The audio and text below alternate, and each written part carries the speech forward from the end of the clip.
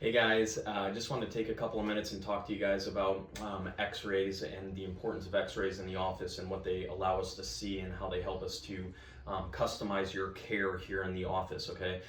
So X-ray, number one, just want to start by reminding everybody that when we're talking about chiropractic, when we're talking about your care, the adjustments, and most importantly, the way that your body heals and functions, we're not really focused so much on the bones, although that is what we see in an X-ray. What we're focused on is when those bones shift out of place, they begin to exert pressure onto the nerves and the nervous system, especially up here at the top part of the spine in an area called your brain stem and the cervical spine.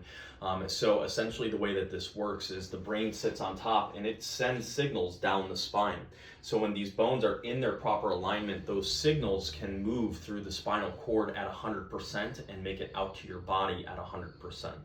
What happens is when these bones shift out of place, they actually begin to exert pressure onto the nervous system right up here at the area of the brainstem and then throughout the spinal cord as well. So that shift begins to exert pressure onto the nervous system, and it literally blocks that good flow of communication from the brain out to the body. So when we're looking at a new patient and dealing with our patients on a day-to-day basis, we need to know exactly where these bones have shifted in the cervical spine. So when we're looking at the nervous system, when we're looking at the spine, there are normals and they're measurable. There's a measurable positions to these spinal bones and where they're supposed to be. So when we're doing a new patient examination or we're doing a reevaluation with a patient, taking an X-ray gives us a perfect visual as to how those bones are sitting.